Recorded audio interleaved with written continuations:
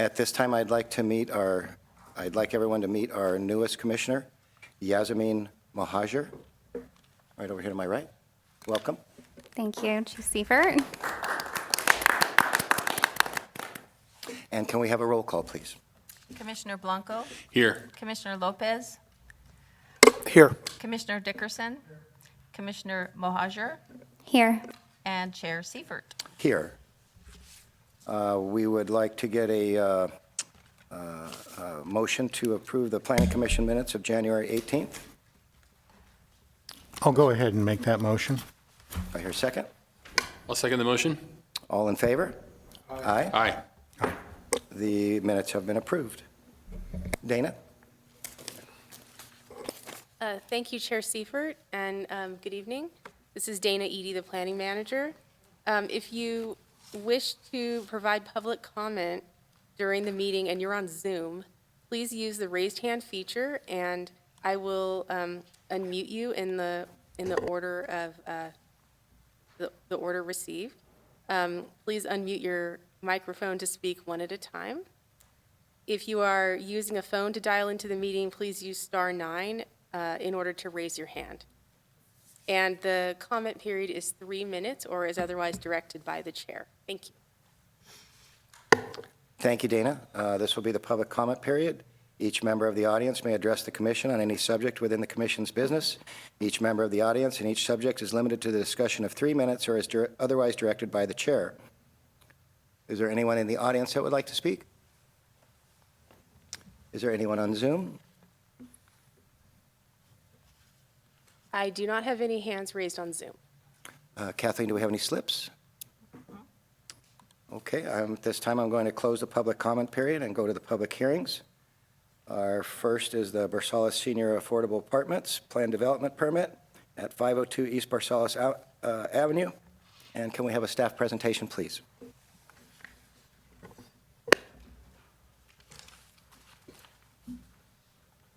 Yes, thank you, Chair Seifert and Commissioners. This is Dana Eady, the Planning Manager, and this evening I'm going to be presenting the Barsalis Senior Affordable Apartments Project located at 502, 510, and 524 East Barsalis Avenue. The project site is located east of Miller Street at the corner of East Barsalis Avenue and South Bluebird Street. The site is vacant and it's 2.37 acres in size. The Planning Commission has previously approved an 80-unit senior apartment project on the site in 2016. That project was never developed, and the permits are set to expire this year in June. So the current property owner has applied for a new permit to move forward with developing a very similar project. The property is zoned PD R3, which is high-density residential with a planned development overlay. Surrounding lots to the south are zoned single-family residential, and that's the Driftwood Gardens subdivision. And then there are medical and professional offices surrounding the site to the northeast and west. The project includes 79 units that would be deed restricted as affordable units for seniors.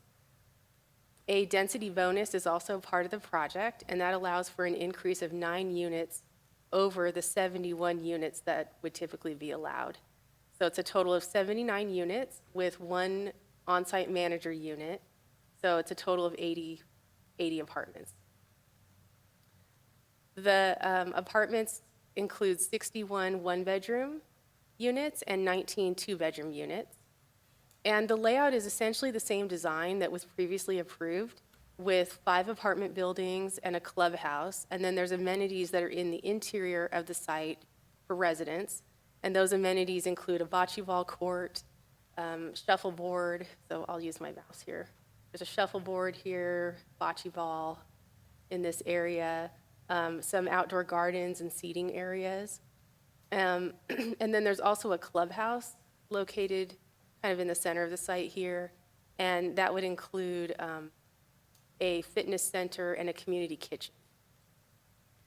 For parking, there's 85 parking spaces provided, and that actually exceeds the municipal code requirements for senior projects.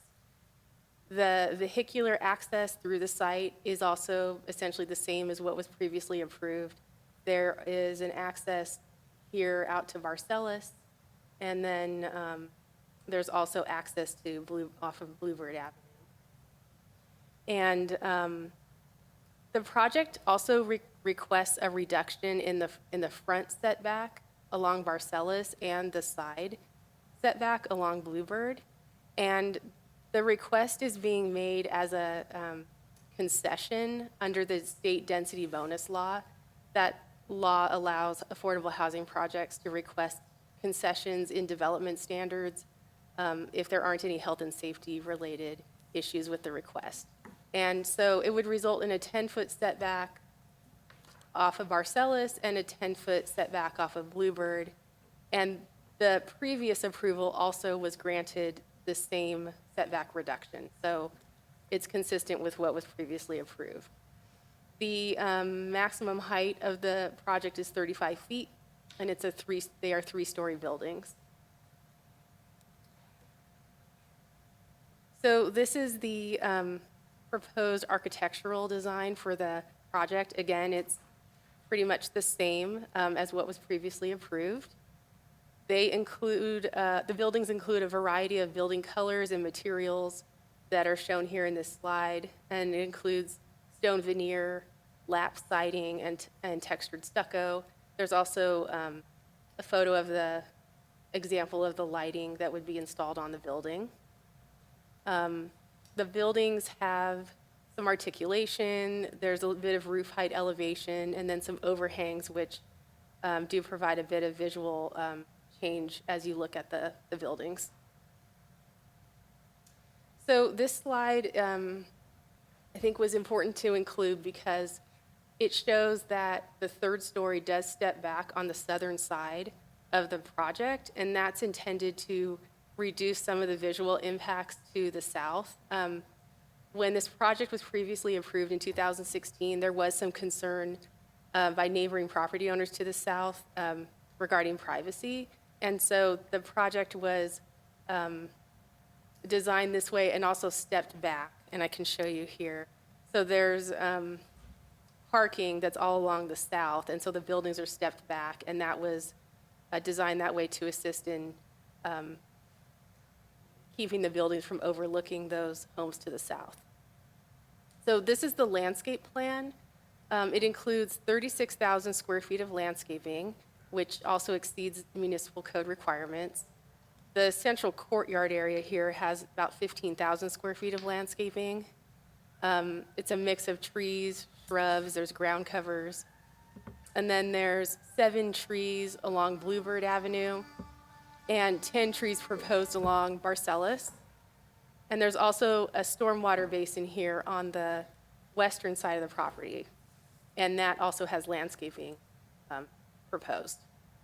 And then the only other item I wanted to note in this slide is that the project includes the installation of a 6-foot-high wall along the southern property line. And that was also part of the previous project.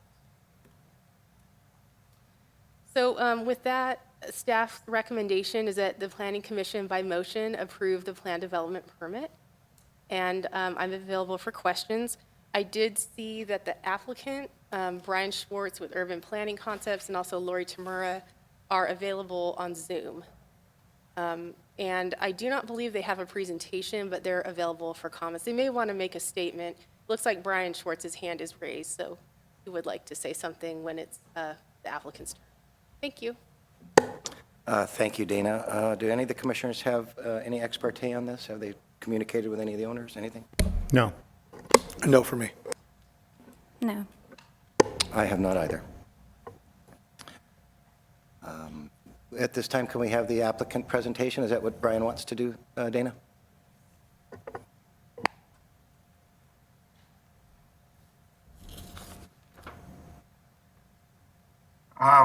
Evening, Planning Commissioners. Brian Schwartz from Planning Concepts. I don't have a presentation this evening. I just have a brief statement. I did want to introduce the applicants who are attending remotely. That's Bruce Solari and David Billings. They purchased the property from Burt Mark Fugate last year.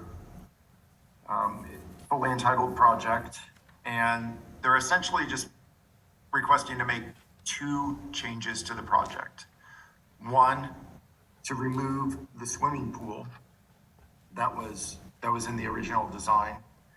And that's essentially due to costs, liability, and in their experience of building affordable senior housing, thousands of units, lack of use. And two, make it affordable to low-income seniors. That's really it. That's the only changes that's from the originally approved project. It's a really well-designed project. It has nice amenities. It's close to services, and it's got certainly ample parking.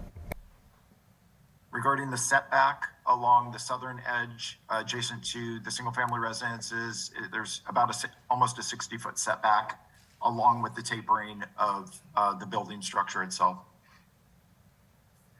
So I think it'll provide good residences for seniors in the community. And thank you, and we're available for any questions. Thank you, Brian. Any questions from the commissioners? Commissioner Dickerson. Yep. Yeah, I do, Chair. Thank you. Brian, did I hear correctly that you're going to be adding a few more units to the project from what it was originally approved at? No, there's no additional units being added. Oh, I thought there was 8 units or something. What was that? It's a different calculation that staff is using for density bonus. Dana, correct me if I'm wrong, but it's originally approved at 80 units, correct? Yeah, sorry if there's any confusion about that. The previous project was approved at 80 units, and this project is also 80 units. I was just explaining that the density bonus is what gets you to 80. So it's 71, but then there's a 12.5% density bonus that adds 9 units to get to the 80. Got it. I'm sorry I missed that. Thank you, Brian. That's it. That's my question. Commissioners? Commissioner Blanco? Yeah, thank you, Chair. Brian, question, what's going in the place of the swimming pool? The swimming pool, they're going to be adding a gazebo in the center, so that could be used for any type of, group socializing, yoga classes, book clubs, different types of passive activities there. Got it, thank you. Is that the shelter, Brian? Yes, in the center of the courtyard. Thank you. Commissioner Lopez? I don't have any questions. Thank you, Chairman. Commissioner Maher? No questions. No questions, Chief Seifert. Thank you. Brian, I'm assuming this meets the state requirements? It does. It's a almost 100% affordable project. 79 out of the 80 units are going to be deed restricted for affordable incomes. Thank you very much. At this time, yes, Commissioner? Sorry, Chair. One more question, if I can ask staff, is, in terms of circulation, I see that there's an outlet to Miller and obviously an outlet to Stoll access there, but it appears that there might be access also to Enos, and the reason I ask that is because obviously at Stoll and Miller, those left turns are pretty bad at certain times of the day, and a lot of the time of the day. So if the thought was there's access to Enos and a light there, obviously that's advantageous. So any thoughts, maybe not a question, but at least a statement, and maybe any feedback from staff?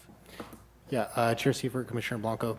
A traffic study wasn't performed for this site due to the nature of the development. It's a senior residence. There's likely less driving due to occur. But as you did point out, there is access from Barcelos on to Miller, or if you take Bluebird south to Enos, you could go to Miller to turn left if a driver did not feel confident in their abilities to judge traffic to turn left onto Miller Street. So there's a signal-controlled intersection.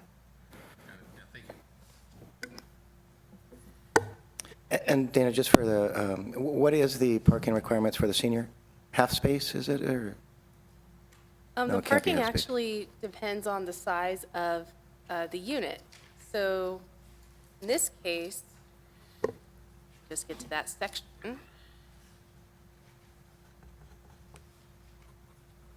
So the code states that units that are 600 square feet or less, it's one space for every 3 units. And if you have units that are over 600 square feet, then it's one space per unit. So for this project, it would be 39 parking spaces, but in this case, they're actually proposing, it'd be 49 spaces, but they're doing 85 spaces for this project. So it pretty significantly exceeds the code requirement. Thank you. You're welcome.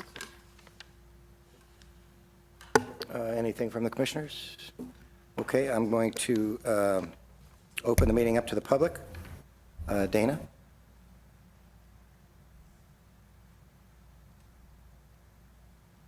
We don't have any speaker slips here in the room, and I do not see any hands raised on Zoom either. And we had no one from the audience. So I'm going to close the public hearing, bring it back to the commission.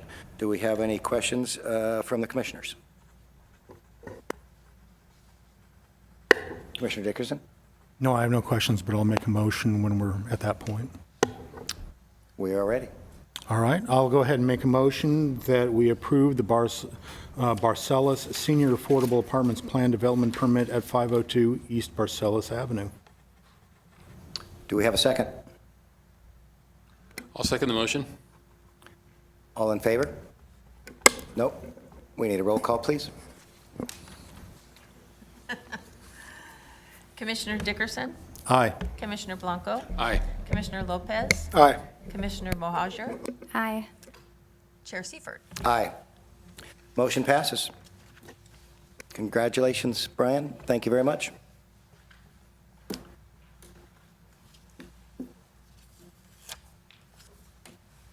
Okay, we're moving right along. Do we have any oral, this will be a short one. Do we have any oral reports from commissioners? Commissioner Lopez. Thank you, Mr. Chairman. I just have a question, I guess, for a clarification. Parking, drive-throughs, and I'm thinking specifically of Chick-fil-A. That parking lot is, you can't use the parking spaces along the drive aisle adjacent to, it would be to the east of Chick-fil-A. And I don't know if Cool Hand Luke's still has something in their parking lot. I'm not trying to single those guys out. I'm just wondering, I know it was all brought on by the pandemic. I know Chick-fil-A is actually very popular. But did we have anything in our municipal ordinance that says if a natural disaster happens or if there's some sort of pandemic, there's maybe something that allows the language of you can use it, the parking, X amount of days, and after it's done, you can come back? Or there's nothing in our code that says something like that, right? I'm not aware of anything in our code that says that. We did declare a state of emergency over COVID, and then the city manager, acting as the emergency services director, did make some orders, one of which was allowing businesses to loosen restrictions. As far as you may recall, people were eating in parking or setting up tables in parking lots and allowing food pickup to stop in places you normally couldn't. So there was a time when we allowed some loosened restrictions for some of the parking and the signage at businesses. All that is probably going to end when the state of emergency ends. The state one is set for February 28th. And I believe in the works, we have a draft. We will be going to council probably at the next meeting to end our state of emergency, the local state of emergency, coterminous with the state's ending at the end of February. So all that will go away. And then businesses will be required to comply with their permit, their operating permits and all code. So anything that they were doing kind of loosely because of COVID, they will have to get back following the rules. I don't know if that's helpful. That certainly is. And the reason I brought it up is we're seeing a large, all these commercial projects that are coming before us, they seem to have a drive-through component. And, if they're allowed to do it here, why not over here? That's kind of what I was thinking. And yeah, I think that goes to just a bigger planning question of parking requirements, drive-through requirements. Obviously, when projects come before you, you have the opportunity to condition them to try and foresee some of those problems. But businesses that are already operating are just required to follow the rules in their own permits and the current code. But, you know, I know Planning Department is always looking at parking and our different zones, and, you know, I'm sure that's something that's on their mind moving forward, maybe even part of the general plan amendment, I don't know. Well, I was going to add to that, if that's okay. You mentioned Chick-fil-A, and actually, we do have a pre-application in from the location that's on Veteravia Road to widen that drive-through, make some changes so that the drive-through will function better. Our staff is working on that right now, reviewing that. But otherwise, like Heather mentioned, you know, we review the projects when they come in and try to ensure that they're designed correctly and there's correct parking per the code. And I do think that we're going to continue to see restaurants with drive-throughs just as a result of the pandemic more than anything. But I think they're still going to be coming to your commission. Thank you, Commissioner Lopez. Is there any further discussions, comments?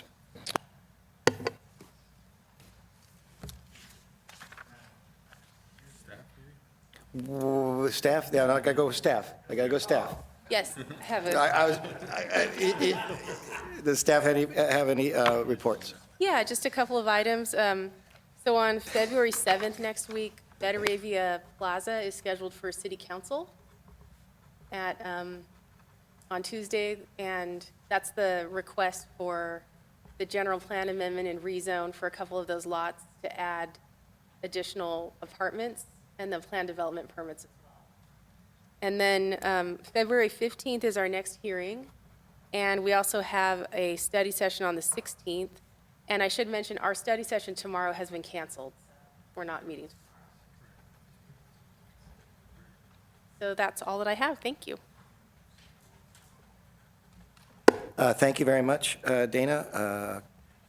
Commissioner Mohajer, it's a pleasure to see you this afternoon, and I'm very happy to make it through my first meeting as chair, and this meeting is adjourned.